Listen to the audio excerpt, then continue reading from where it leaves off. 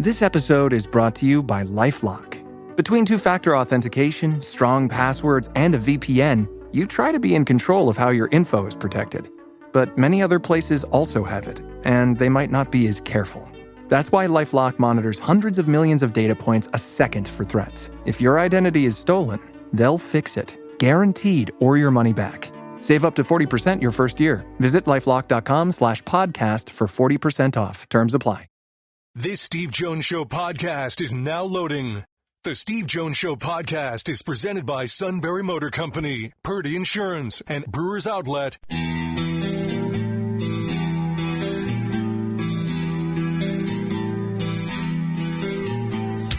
Bringing you an in-depth look at Penn State sports and more. This is the Steve Jones Show on News Radio 1070 WKOK.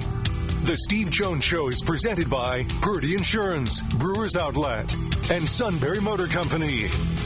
Now from the Sunbury Motor Studio, here's Steve Jones. And a happy Tuesday to you, brought to you by Purdy Insurance, Market Street in Sunbury. Go to purdyinsurance.com. Auto, home, life, business, boat, motorcycle, RV, Medicare products. Say we all have multiple insurance needs for all stages of life. You need to go to the Pros, which is what I have done. I go to the Pros. I had an insurance need. I turned to Purdy Insurance. In fact, Steve Engel and I are meeting this afternoon because they're the best in the business. And look, if you're going to live life, go with the best. Go with the best. Purdy Insurance. Market Street in Sunbury. Go to purdyinsurance.com. It's always a pleasure to work with the best, and that, of course, means Todd Hummel. Sir, welcome. Oh. Thank you. I was looking over the shoulder. I thought the suit was sitting down. Okay, do I have to define? Do I need to define the word best to you? I mean, that's, you know. I mean, I didn't say anything about restraining orders or anything that would frighten the populace. True. Well, thank you. How are you this lovely afternoon? It is great, isn't it? It's nice to put shorts on. Oh, and I've got golf shorts today. Right? Threw on the boat shoes. All good. You know? Yeah, finally, for the first time all year, I have dressed like it's summer. Listen to a little ZZ Top, a little sharp dressed man. So that's what you're doing. I was wondering what you were doing. What the heck? I was kind of wondering about that. Now, of course, we'll have Matt today, so this will take the show down, a bad path, but then we'll recover. That sounds like every day, though, sometimes. I'm kind of wondering what he could be mad about now. Yankees' closer situation isn't promising right now. Ooh, that is a good point. That is a good point. And they were outclassed by the Dodgers. They really were. I'll say this Yarborough pitched really well the other night. I was kind of, I have to admit, I was somewhat impressed by how Yarborough pitched in the Sunday game. But the other games, no. Not close, not good. No, that Saturday night game on Fox wasn't even worth watching. To quote Dick Girardi, brutal. Saturday was a weird day in baseball because that was, the Brewers scored whatever it was in the first inning. The Brewers had double digits. The Dodgers had double digits before the second inning, and somebody else scored a bunch of runs early in the game too. It was one of those days in baseball. Yeah, baseball has those days. But I mean, the Yankees have Aaron. Oh, wait a minute! It had kind of a feel of a postseason, didn't it? Oh. And he doesn't thrive in that. It was 17-2, and he had 2 homers. So, oh goody! He tried a little. Yeah, I'll get back to you about him trying. He couldn't do the old Bugs Bunny thing where he hit all the time, though.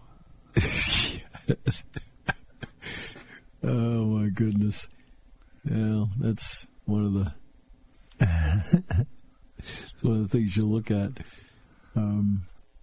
He's not hitting 400, is he? He was at one point. Yeah, I don't think he's quite 400 anymore. Yeah, I think that kind of fell off the cliff just a bit, which is that's to be expected. I mean, there's a reason why it hasn't been done since 1941 because it's very hard to do. Very hard to do. Yeah. It's hard to get this late. He's down to 391. Okay. All right. That's all right. Yeah, he's still okay. I think he'll survive. They're kind of running into the same problem again right now. They have enough injuries that it's a little easier to pitch around him than it was earlier in the season. Yeah, it's true.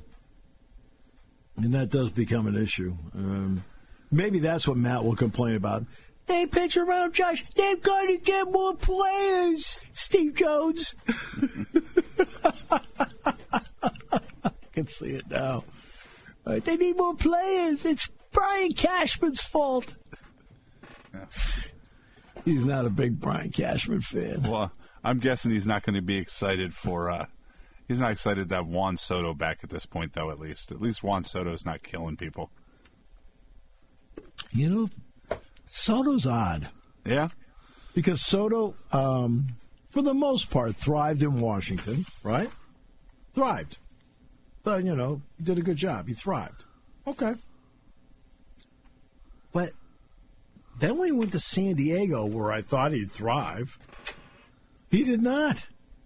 Then he played for the Yankees, and he thrived. Now he's with the Mets, he's not. It's almost like you're trying to figure out with him what the personalities are around him that allow him to play well or not play well. And his problem is he gets to be a loner at times on some of these teams. You know that? And that's a problem. Yeah, I'm wondering if it takes him some time to find his comfort zone, and he hasn't found it yet with the Mets. Well, he didn't find it with San Diego ever. He never did. So I don't know. We'll see. We'll take a break. We'll hear from the great man in a moment here on News Radio 1070 WKOK, brought to you by Purdy Insurance.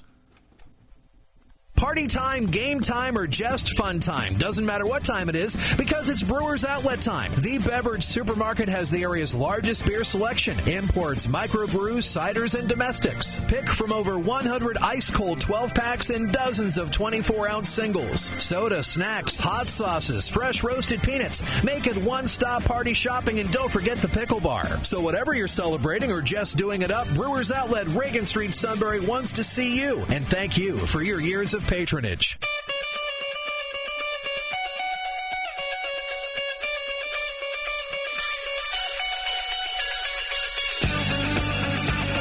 All right. And now the show will take its usual turn toward the Gulf of America, which is south. Might that be the Yankee season with Luke Weaver heading to the IL? I don't know. Yeah, well, I thought the Dodgers series was illuminating. Well, listen, Friday was literally Game 5 all over again. Saturday was just an absolute embarrassment. And to be honest with you, I don't even know why Luke Weaver was even in the game to begin with, just to get him work. You can get him working any other time instead of an 18-2 game that you're getting embarrassed in L.A. Now, I get it. Hindsight's 20/20 because that's when he got hurt. But still, I don't think that's a spot you use him to begin with if you're Aaron Boone. But at least, despite all that, they bounced back and got a great game from Yarborough. I'm starting to get impressed with a little bit, the young kid. They bounced back and get the win there. Yarborough I have always liked. I've always just kind of felt like this guy is a very good major league pitcher. I've thought that for a long time. Yeah, so far I've liked him. He speaks highly of you. I appreciate that. Yeah, I mean, I got to keep it up. Yeah, it's good. I mean, I figured that your disgust would be with Brian Cashman and Aaron Boone, they haven't done enough around Aaron Judge?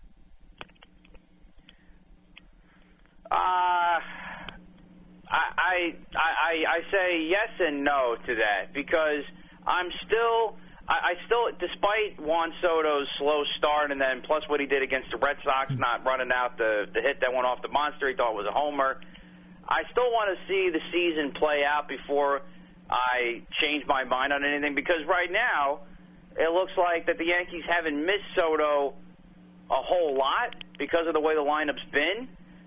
But at the same time, I still think they should have kept him. So I'm kind of on the fence about it right now with the way things have gone in his slow start. But overall, the pitching still, the bullpen, it's been so-so. So I'm still not fully on board with what Cashman's done. But this is what I've talked about with bullpens forever. The teams that win normally are getting career years or the second best year out of the 3 or 4 guys in the bullpen. And I think that's been, that's really the MO of the major leagues right there. It's not just the Yankees. It's everybody. Yes, I think that is, for right now where things stand, is a fair assessment. These are your people, okay? It's your baseball team. America, for the most part, hates them. These are your people. A lot of people hate the Dodgers now, too, you know. Well, yeah, but not to the extent of the Yankees. I don't know. I think it's getting pretty close. The more and more Japanese players they bring over, and the more they keep winning, the more people are going to hate them. No, you're for the most part, your group's a clown show. Well, it looked like it on Saturday night, I'll give you that much. Hey, for the most part, what do you think, Todd? For the most part, they're kind of a clown show, aren't they? We do have the Pirates. Okay. Yeah, exactly. Okay, that's the Pirates. Okay. Or the Rockies or the A's. Okay, there's clown shows right now. Maybe even the White Sox. Okay. If the White Sox didn't have the Pope to lean on right now from a PR standpoint, they'd be in that conversation too. And still kind of are. The Pope speaks highly of you, but he speaks highly of everybody. He's the Pope. This is nothing against the Pope. I'm just saying this is where I would hope you not. must be in a pretty. Oh no, we lost him. I knew it. The Pope got him. That's it. The Pope got him. Divine intervention comes in right when he's on a roll.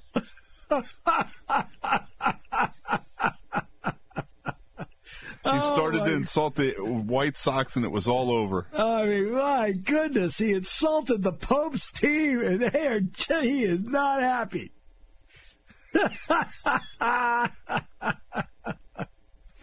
Oh. Well, he's going to have to call back. For all we know, he's still on a rant right now. Right?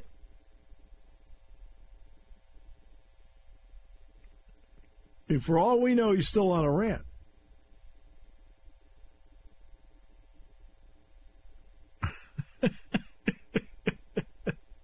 I'm telling you, this is, you want to talk about, yes, that cry for help in the background. No, you know what happened was, I'm on my home phone, and when I wasn't paying attention, John Paul climbed up and shut off the power strip that we've got the home phone plugged into, and so that was the get control of, will you get control of your kids? The only time there's any discipline in that house is when Lisa shows up. And she just got back from the store. Well, and she's rolling her eyes right now. What's going on? Yes, that is accurate. My goodness, what are you doing? Killing me. Right? You go out. Does she know? Does she know? For Pope Leo, that's going to be the most crowded that White Sox Stadium's been. I think it's called Rate Field now. The most crowded it's been since the 2005 World Series. Okay, look. Does Lisa know you insulted the Pope and then got cut off?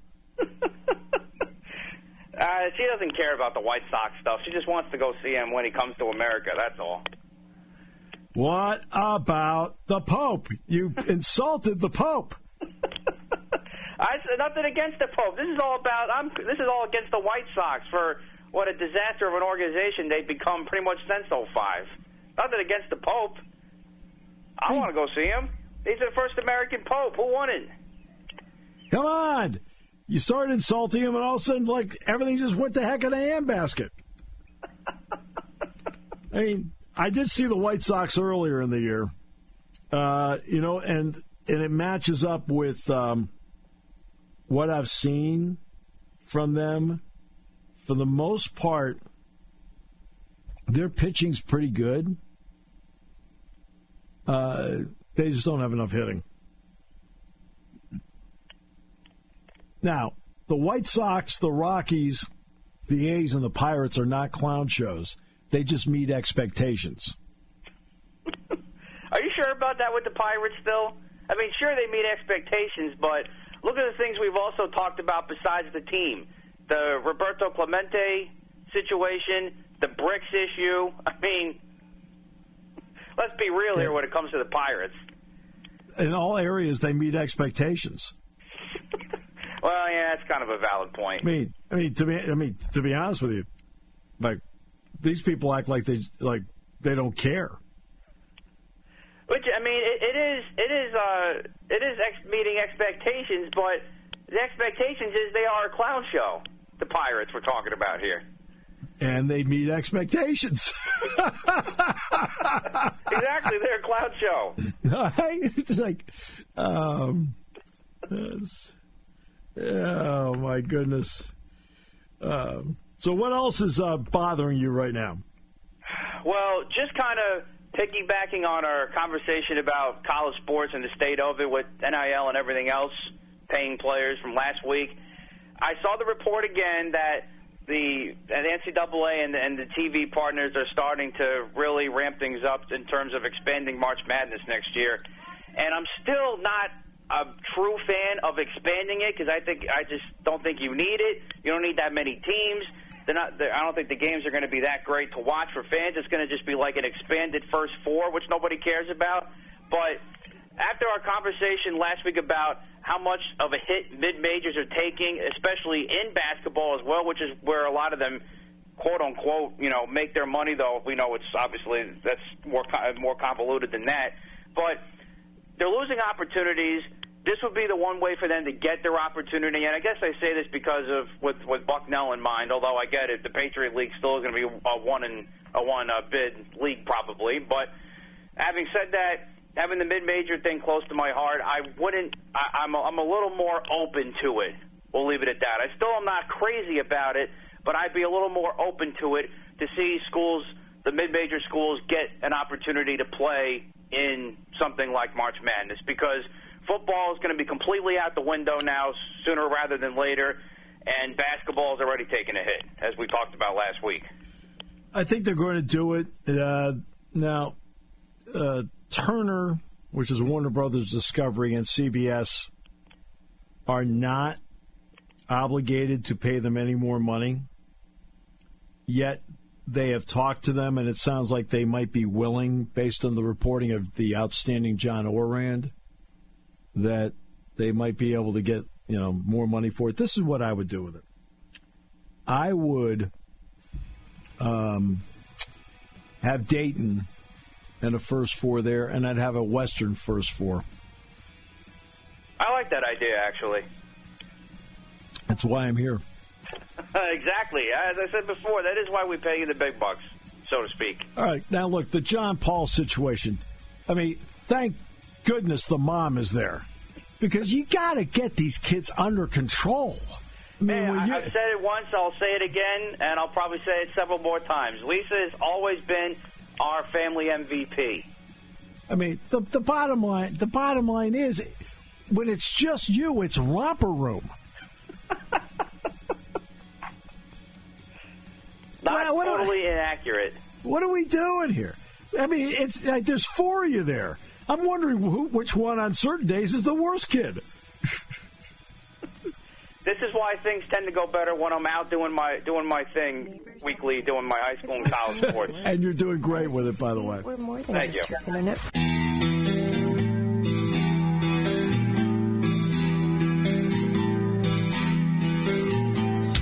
Bringing you an in-depth look at Penn State sports and more. This is the Steve Jones Show on News Radio 1070 WKOK. The Steve Jones Show is presented by Sunbury Motor Company, Purdy Insurance, and Brewers Outlet. Now, from the Sunbury Motor Studio, here's Steve Jones. The bottom line is what we did for. We heard Matt insult the Bucs. Nothing happened. We heard him insult the Yankees. Nothing happened. Then we heard him insult the White Sox and invoke the Pope's name. And the line went dead.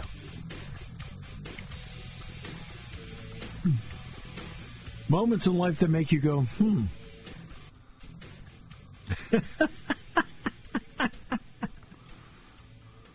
This half hour brought to you by Sunbury Motors, 4th Street in Sunbury, Sunbury Motors Kia. Routes 11 and 15 in Hummel's Wharf and online at sunburymotors.com. Ford, Kia, Hyundai, best in new inventory. Great pre-owned inventory with the Sunbury Motors guarantee. And a terrific service department that backs it up every step of the way, whether it's inspections, quick lane, routine, difficult. Had a great conversation with Tom Mertz on Friday night. What a guy. And what a business. Sunbury Motors, 4th Street in Sunbury. Sunbury Motors Kia, routes 11 and 15 in Hummel's Wharf, and online at sunburymotors.com. I'm telling you, everything went... You'd think you'd know better by now.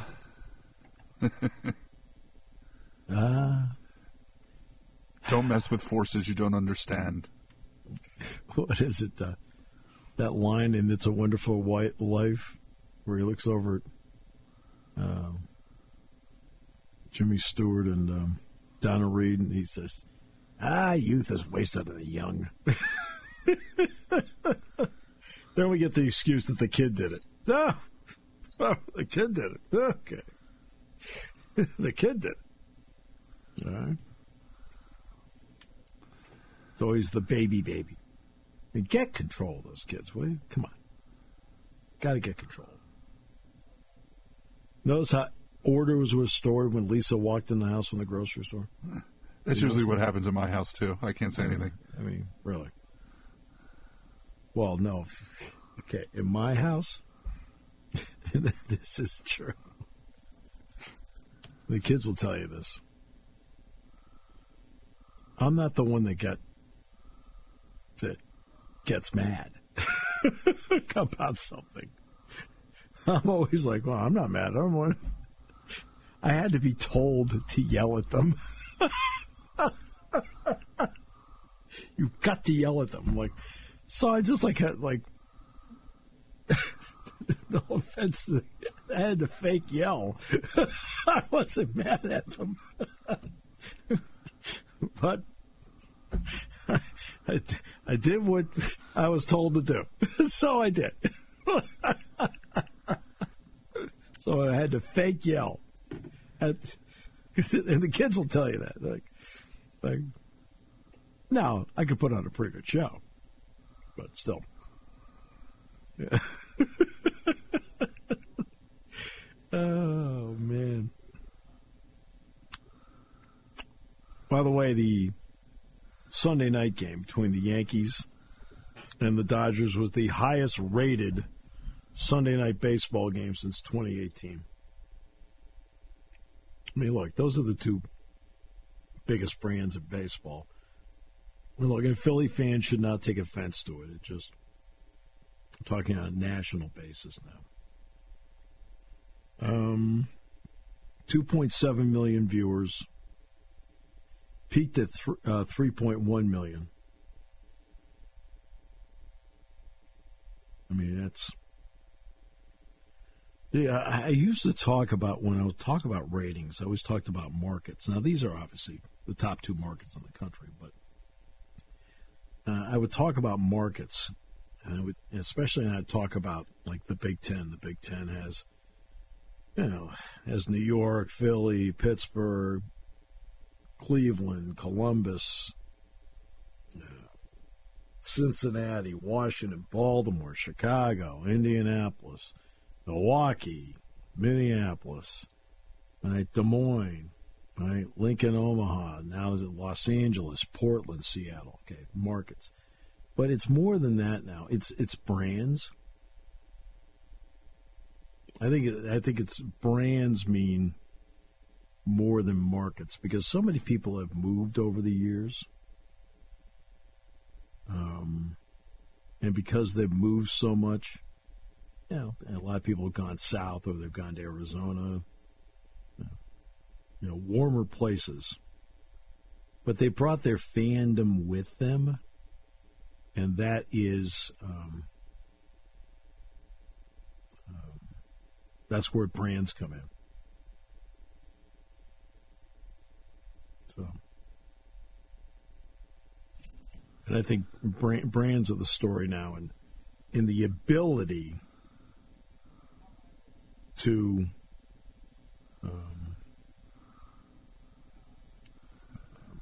draw people in. I was going to say, everything is so niche now, you almost need that brand because, like you said, everybody's spread around. It's easier, even if unless you're super rural, you're on the internet now, I mean, it's not hard. I mean, it's not 3 channels anymore either. Yeah. I think that's a perfect encapsulation of it is you need something, a recognizable name to draw people now. It doesn't matter where it's at. In other words, Philly fans are all over the country. Some live in Arizona now. They live in Texas or Tennessee or Florida or the Carolinas. They're all over the place. And they're figuring out ways to consume content, whether it is looking at social media, picking up highlights online, listening to games on Sirius or listening to games on online, or getting a chance to watch games online, right? And there are just certain brands where the fans are everywhere. Dodger fans are everywhere. Yankee fans are everywhere. Red Sox fans are everywhere. Phillies fans are everywhere. I think more and more Orioles fans are out there than I think people realize. The Mets have fans all over the place. I'm just doing baseball. We could do that in basketball. Lakers fans are everywhere. Celtics fans are everywhere. Knicks fans are everywhere. Warriors fans, because of Steph Curry, are everywhere. And the NFL's the same way. I was going to say, I'm always surprised by the amount of Dolphins fans. Yeah. Funny, I saw Nolan Rucci the other day was wearing a Dolphins pullover. It's like, I didn't bother asking him where he got it. I thought didn't Todd play a year with the Dolphins? He may have. I think he did. I think Todd did play a year with it, but that wasn't recently. No. It's like, geez, Nolan's got this Dolphins thing. Because Nolan was going out to play golf. He and Peter Gonzalez were going to go play golf. I mean, I think it's, some of it's, the older fans are the 1972 undefeated season, and the younger guy, I mean, my brother's born and raised in the middle of the Pennsylvania, and there's not a bigger Dan Marino fan than well, I guess there is one other. Yeah. I have a buddy that has a signed Dan Marino helmet. He might be a bigger Dan Marino fan, but it's funny how I don't think how he resonated with kids that are around, or my age and a little younger back then. Talking about Marino? Yeah. Yeah. They don't remember the fall in the draft. No. Well, no, they remember now when they watch the 30 for 30. That's been on a lot. Yeah, it has been on a lot lately. That's been on a lot. It's always on during draft time because it's such a fascinating program through the eyes of Marvin Demoff, the agent for both John Elway and Dan Marino. And by the way, that voice that you hear. That's the suits in the hallway. Yeah, I think he's one of them, yes. Yeah, golly. Yeah, just any way to get on the air, he does it. Anytime you hear some of the great highlights in Dan Marino's career, That voice is Bill Zimfer. And Bill Zimfer took the Dolphins job and announced all those record-breaking moments. And Bill, of course, was the play-by-play voice of Penn State football from 1990 to 1993. He filled in a couple of times in 89. Bill, we've always given Fran a lot of credit, and justifiably so. And we've given Gil Santos a lot of credit and all the great voices that have done Penn State football. But Bill Zimfer, and there was one season where I worked with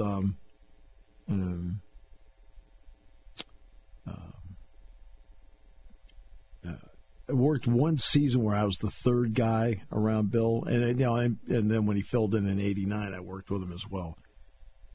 Bill Zimfer was an absolutely fabulous play-by-play announcer and an even better guy.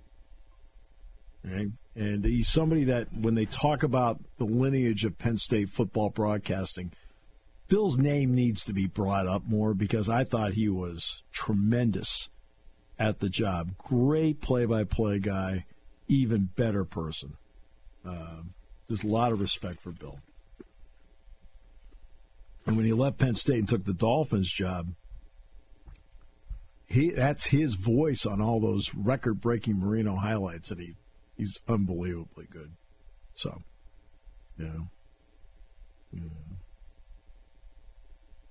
it's interesting. Because you're talking about now, Bill left the job from Penn State. I think it was in like July or August of '94, is right before the '94 season began.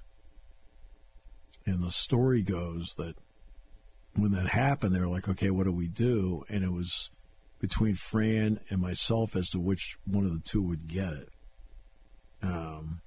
And they decided to bring Fran back and pair him with George, and it was legendary. For the 6 seasons they were together, it was legendary. But Bill's the guy Fran succeeded. Or excuse me, Fran succeeded Bill.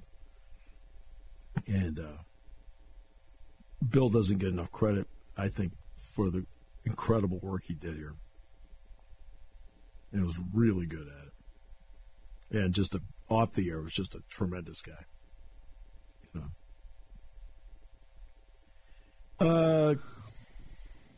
Have you calmed the suit down in the hallway? Sounds like it. We're just telling him there was food in the parking lot? What? I just thought. I told him his phone was ringing. It might be a sale. Okay, so what's interesting is the spring meeting with the coaches and the Southeastern Conference. It was expected there'd be a lot of talk about getting 4 automatic qualifiers, right? And instead, what they're talking about now is a 5+11. 5 conference champions at 11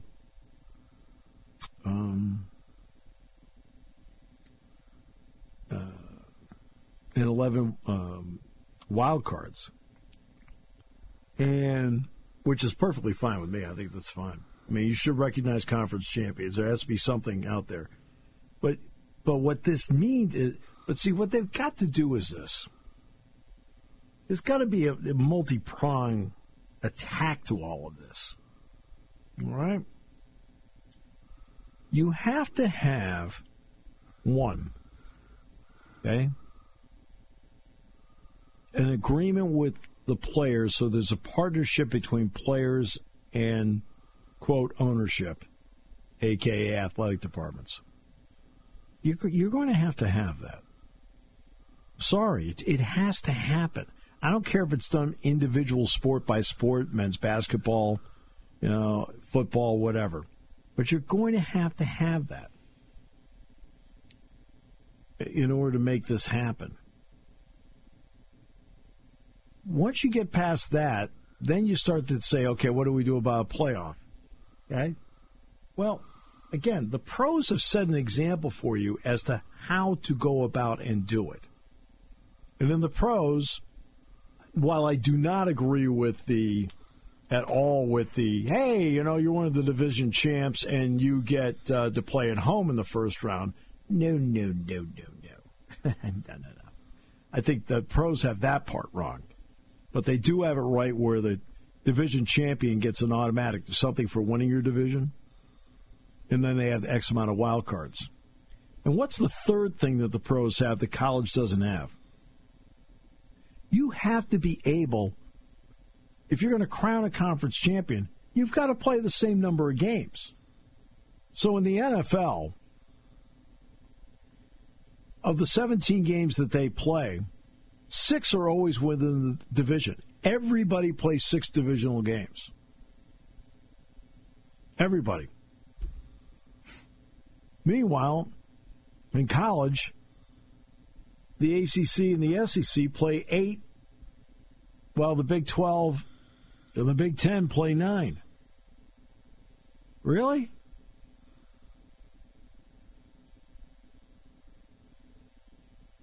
I mean, those 3 things have got to happen here, in my opinion. I don't know what your thought is, Todd, about those 3. Did you read the Athletic article this morning by chance? I did not. So it seems like the Big Ten is adamant in the 4 automatic qualifiers thing, and basically, I believe it was Scott Docterman wrote the Scott Docterman, wrote the article and basically said this goes back to Jim Delaney in 2015 and 2016, and they don't believe that the strength of schedule has been enforced like it should have been throughout the time by the selection committees.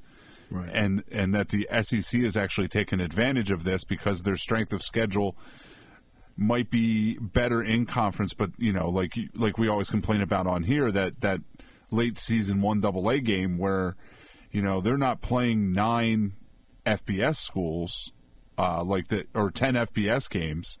They're playing 9 and one game against an FCS school, right. And now Penn State's playing an FCS school this year in Villanova, just to be fair. And the other thing is they apparently will not go to the 5-11 thing unless the SEC guarantees they go to a 9th league game, because that's not fair either, obviously.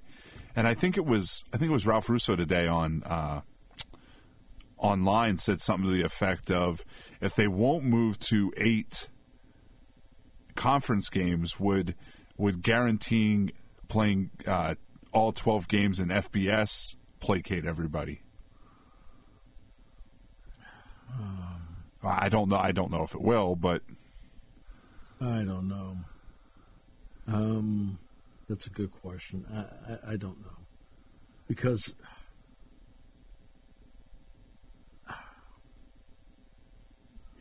the SEC has, as I've mentioned many times, the SEC schedule is a brilliantly calculated mirage. Okay? And what do I mean by that? They spread out their schedule, and the Big Ten has now finally done this.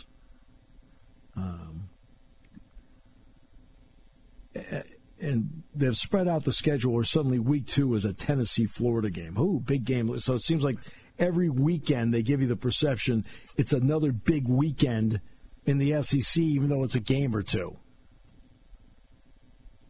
Okay? But they end up only playing 8 conference games. And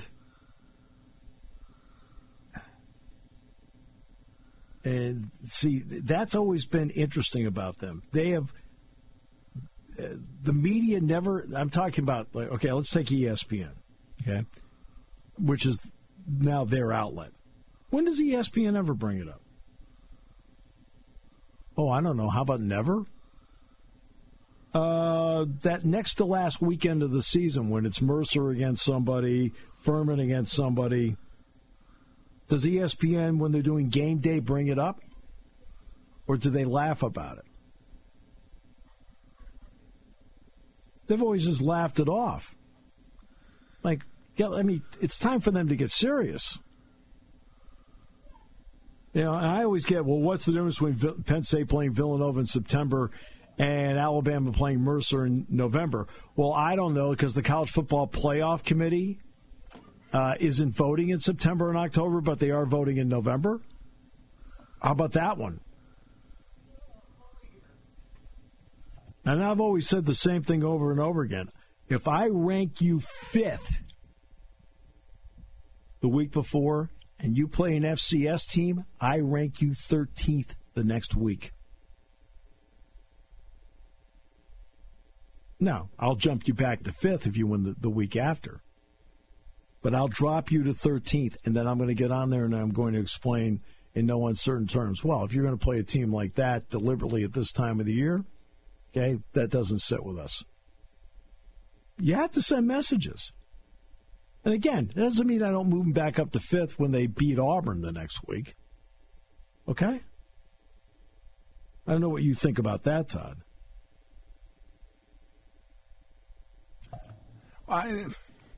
I get it, playing it at your opening game of the season, second game of the year. I understand, Villanova needs money too. I understand. I'm just pointing out that Penn State is doing that this year. Yeah, I don't get. And honestly, I get why the SEC does it. I mean, that's essentially a bye week for them, but they still play, and you're still. But it's just their PR is better. Let's be honest. It's way better. I mean. But they've got ESPN in their back pocket to help them with that. Well, I'm not arguing that. And the other part of it is when we get to November, when, there's forgetting that these teams that they're whining about had 3 losses, and that it's a personal insult to college football and the SEC that Indiana got in, but not those 3-loss teams. And when they lose, it means it's not because the other team was better. There's always an excuse on why the SEC team loses, and it seems like most of the media and most of these a lot of people buy that stuff, and it just I think they've just won the PR battle enough that I think part of it is, and looking at it, that allows them to say this schedule stuff that people don't realize that one AA game is in there, and that that they're looking at some of these non-conference schedules that they took the SEC team with beating the Colorado. Their only wins were like Colorado State and Florida State, who were like 4 and 6 wins one year, and Penn State, their losses were all to ranked teams, but the SEC team got in. Right. And I think I don't know how you change the perceptions right now. The Big Ten's got to be better of changing that perception as well. Well, Big Ten did get 4 in this year. Yeah. And the SEC got 3. Now, if they'd gone to 16, the SEC may have had 6. And it's, and I think when we talked about this before, there's going to be years when it's opposite too. It's just, it might not quite be as cyclical as it was before, but it's still cyclical. Some of these kids do eventually leave. Right. Yeah. The other weird thing about this is, they don't have to give them the format for this year until December 1st. Yes. Right. No, the format, I think December 1st is the deadline for 26.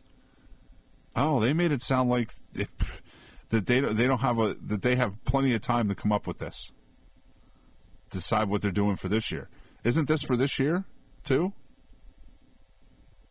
No, 5 plus 11 is 16. Well, no. I mean the 5-11 and the 4 automatic. If they get this done, isn't that how they're going to do it this year too, or is that just start next year? No, they're going with 12 this year. Oh, okay, it's still 12. All right. Okay, 12 is the number this year. All right. So then that December 1st date is not as egregious as I thought it was. That December 1st date, I think, is for 26. All right. Okay. I could not believe that they would let the TVs would let them get that far without knowing how they were going to run the playoff. Yeah. So, Neil Coulon coming up next. This half hour brought to you by Sunbury Motors, 4th Street in Sunbury, Sunbury Motors Kia, routes 11 and 15 in Elmos Wharf, and online at sunburymotors.com on News Radio 1070 WKOK.